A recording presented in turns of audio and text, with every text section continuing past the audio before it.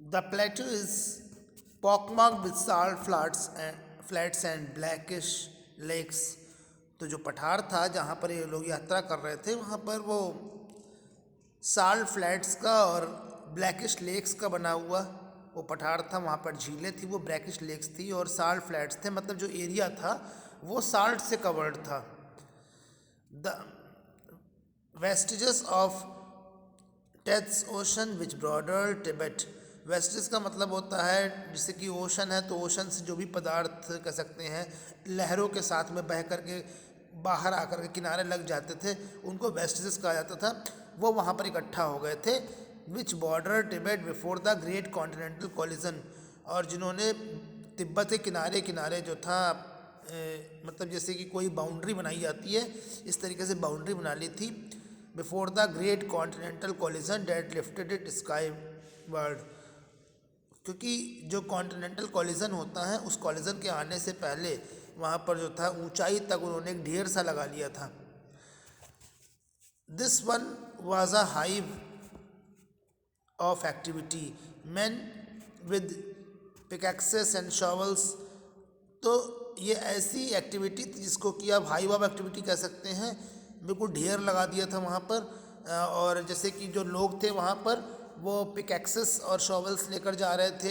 पिकैक्सेस और शॉवल्स का मतलब है कि कोई ऐठी छोटी यू कैन से कुदाल जिससे हम कोई चीज़ खोदने के लिए इस्तेमाल करते हैं। और वो जो लोग थे वो पीछे बैक होते जा रहे थे, ट्रेजिंग बैक। ट्रेजिंग का मतलब होता है walking, trudging back. And forth in their long sheep skin coat and salt encrusted boots. तो लोगों ने शीप स्किन कोट और साल्ट इनक्रस्टेड बूट्स पहन रखे थे, ऐसे जूते जिनके ऊपर नमक का कोई असर न पड़े, क्योंकि नमक जो है वो स्किन को काट देता है। अगर ज़्यादा देर तक स्किन पर नमक लगा रहेगा तो वो स्किन को नुकसान पहुंचाएगा। तो साल्ट इनक्रस्टेड बूट पहन रखे थे कि जिससे नमक जो है बूट्स के अंदर ना जाए और पैरों के पंजों को नुकसान न पहुंचाए। All were sunglasses against the glare as the steady stream of blue trucks emerged from the blandly white lake, laden with piles of salt। तो नमक के ढेर के ऊपर से जो ट्रक निकल रहे थे उनसे जो चमक उठ रही थी against the glare of steady stream of blue trucks. जो ब्लू ट्रक्स की स्टीडी स्ट्रीम थी उसकी चमक से बचने के लिए लोगों ने सनग्लास लगा रखे थे। By late afternoon we had reach the small town of Hor. Hor वहाँ के गांव का नाम है, वहाँ पर हम लोग पहुँचे। वहीं का उसी से जुड़ा हुआ एक टाउन था। क्योंकि जो पहाड़ी इलाके होते हैं वहाँ पर बहुत ज़्यादा आबादी नहीं होती है, कम आबादी होती है, और उस कम आबादी में वो शहर और गांव लगभग देखने में एक ही जैसे दिखते हैं। पक्के मकान वहाँ पर अगर होते भी हैं तो भी वो दूर दूर बने हुए होते हैं, और छोटे स्तर के मकान बनाए जाते हैं। एक मंजिला इमारत होती है, इससे ज़्यादा वो लोग नहीं बनाते। दो मंजिला बहुत रेयर केसेस में रहती है। By late afternoon we had reach the small town of Hor back on the main east west highway that followed the old trade route of Lhasa to Kashmir. तो जो लहासा टू कश्मीर का पुराना मतलब रूट था वो तय करता था। Daniel who was returning to Lhasa found a ride in the truck, so Saturn and I bade him farewell outside a tyre repair shop. तो डेनियल जो कि लहासा से वापस लौट रहा था, उसको वापसी में आते समय ट्रक में आने का मौका मिल गया, ट्रक में सवार हो लिया रास्ते में। तो सैटन और मैं जो थे उसको बाय बाय करने के लिए या फेयरवेल करने के लिए पहुंचे थे एक टायर रिपेयर शॉप पर। We had suffer two punctures in quick succession on the drive down from the salt lake and Saturn was eager to have them fixed since they left him with no spares. तो Saturn उस स्थिति में उन tyres को repair करने में perfect था। Since they left him with no spares, चूँकि अब स्पेयर्स तो कोई था नहीं, स्पेयर पार्ट हमारे पास नहीं थे, ऐसे में फिलहाल टेम्परली टायर को रिपेयर करना काफ़ी मुश्किल था, but he could do. Beside the second tyre he had changed, he had been replaced by one that was as smooth as my bald head. तो जो सेकंड टायर चेंज किया गया था वो इतना सॉफ्ट था कि जो पहले वाला टायर चेंज किया गया था, पहला वाला टायर ऐसा था जैसे मेरी गंजी चांद जिस पे सिर पे बाल ना हो, ऐसी मतलब उसको सॉफ्टनेस के लिए कह रहा है नरेटर ने जो टायर लगाया था वो काफ़ी सॉफ्ट था। Hor was a grim miserable place, there was no vegetation. तो होर एक ऐसी जगह थी जो कि धुंधली सी थी, मतलब जैसे कि कह सकते हैं अगर जहाँ पे ज़्यादा बर्फ़बारी पड़ती है, धूप नहीं निकलती है, मौसम ख़राब रहता है, ऐसा इलाका था। और मिजरेबल प्लेस था, खतरनाक जगह थी। There was no vegetation whatsoever, just dark and rocks, चट्टानें थीं, अंधेरा अंधेरा सा छाया रहता था, धूल उड़ती रहती थी। Liberally scattered with years of accumulated refuse, which was unfortunate given that the town sat on the shore of Lake Mansarovar। और जगह जगह पर रिफ्यूज़ इकट्ठा था। रिफ्यूज़ का मतलब कह सकते हैं कि इसे मलबा वगैरह होता है, तो वो सब इकट्ठा था। और बहुत ही अनफॉर्चुनेट था वहाँ पर रहना, which was unfortunate given that the town sat on the shore of lake Manasarovar. Manasarovar जो झील थी उसके तट पर स्थित था। Tibet's most venerated stretch, Tibet most venerated stretch of water.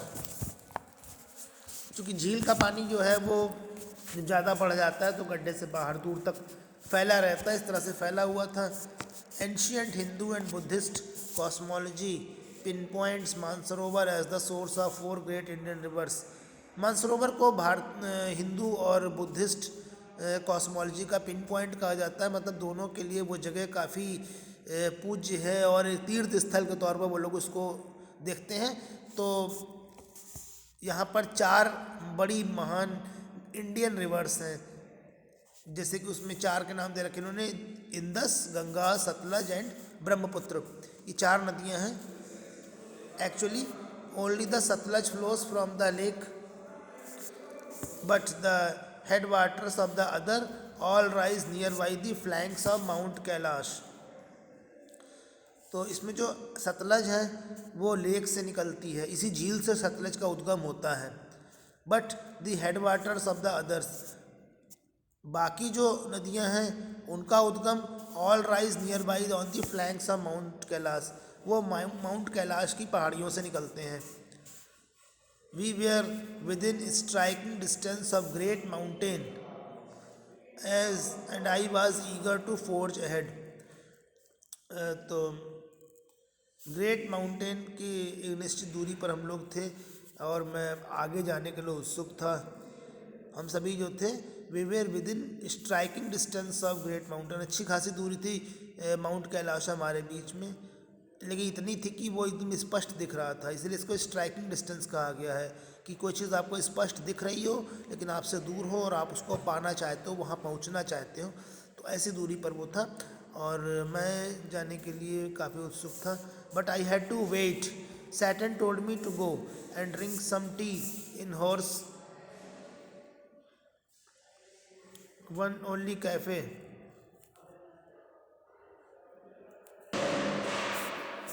तो Saturn told me, but I had to wait. Saturn told me to go and drink some tea। लेकिन हम लोग को इंतज़ार तो करना ही था वहाँ जाने के लिए। सैटर्न ने मुझे बताया कि कोल्ड ड्रिंक और कि मतलब हम लोग जो है ड्रिंक पी सकते हैं, मतलब चाय पी सकते हैं जा कर के हॉर्स के एक ओनली कैफ़े में। अब ऐसी वीरान जगहों पर कोई एक आध दुकानें ही छोटी मोटी होती जिनसे बस काम चल सके, इंसान अपना समय काट सके, इससे ज़्यादा वहाँ कुछ नहीं होता। तो वो बताता है कि पड़ोस में एक कैफ़े है जहाँ पर हम लोग चाय पी सकते हैं, which like all the other buildings in town was constructed from badly painted concrete and had 3 broken Windows.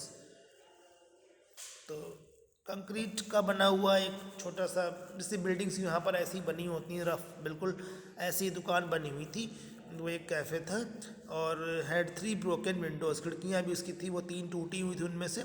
The good view of the lake through one of them help to compensate for the drought. और जिस तरीके की झील वहाँ पर दिखाई पड़ रही थी तो ऐसा लगता था कि झील यहाँ पर पानी का एक स्रोत है और कम से कम सूखे से बचने के लिए, निजात पाने के लिए या पानी की किल्लत में हम इसका इस्तेमाल कर सकते हैं। I was served by A Chinese youth in military uniform who spread the grease around on my table with a filthy rag before bringing me a glass and a thermos of tea. तो हम लोग जाके पहुँचे चाय पीने के लिए, तो उसने पहले मेज़ के ऊपर जो था ग्रीस फैला दी हम लोग की टेबल के ऊपर से साफ़ करने के लिए एक फिल्दी रैग से, मतलब एक गंदा कपड़ा था उससे उसने पोंछा उसको, और बाद में लाकर ग्लास और थर्मस रखा चाय से भरा हुआ। आधे घंटे के बाद में Saturn relieved me from my solitary confinement and we drove past a lot more rocks and rubbish westward out of the town towards Mount Kailash। और आगे फिर हम लोगों ने हमें फिर आगे यात्रा करनी थी, सैतन ने मुझे छोड़ दिया, मुझे जाने दिया, और हम लोग जो थे वो आगे चल पड़े माउंट कैलाश की यात्रा पर। माई experience in Hor came as a stark contrast to account I had read of earlier travellers. मेरा अनुभव कुछ वैसा ही था। यहाँ पर आने के बाद मुझे लग रहा था जैसे मैंने बाकी लोगों के बारे में पढ़ रखा है, सुन रखा है, जो बाकी इससे हम लोगों से पहले जो ट्रैवलर्स यहाँ पर आए उन्होंने जो अनुभव किया लगभग वैसा ही अनुभव मेरा भी था। First encounters with lake Manasarovar, Ekai Kawaguchi, a Japanese monk who had arrived in 1900 was so moved by the sanctity of the lake that he burst into tears। तो इस लेक की पवित्रता को बनाए रखने के लिए वो यहाँ पर आया था और काफ़ी ज़्यादा चलने के बाद में वो आंसू बहा कर रोया था। उसका नाम इकाई कावाजुची था। वो एक जापानीज मॉन्क था, भिक्षु था, क्योंकि आपको अच्छी तरीके से पता है कि जापान में और चाइना में बौद्ध धर्म बहुत तेज़ी से स्प्रेड हुआ था और वहाँ का मेन रिलीजन भी यही हुआ करता था। A couple of years later the hallowed water had a similar effect on Sven Hedin. तो hallowed water had a similar effect on Sven Hedin a Swede who was not prone to sentimental outburst. तो 2 वर्षों के बाद में जो hollowed water था उसी का असर था सेवन वाटर पर। तो 2 वर्षों के बाद में वहाँ का जो हॉलोड वाटर था, मतलब जो झील का जो पानी था, उसी का effect on Sven Hedin Swede who was not prone to sentimental outburst, जिसका सेंटिमेंटल आउटबर्स्ट से कोई मतलब लेना देना नहीं था, कि लोगों पे कोई फ़र्क नहीं पड़, मतलब लोग वहाँ पे जो भी तकलीफ महसूस करें, जैसा भी जिसको वहाँ पर आना है उसको ये प्रॉब्लम्स फेस करनी पड़ती थी, ये चैलेंजेस फेस करने पड़ते थे। That was all so it was the same.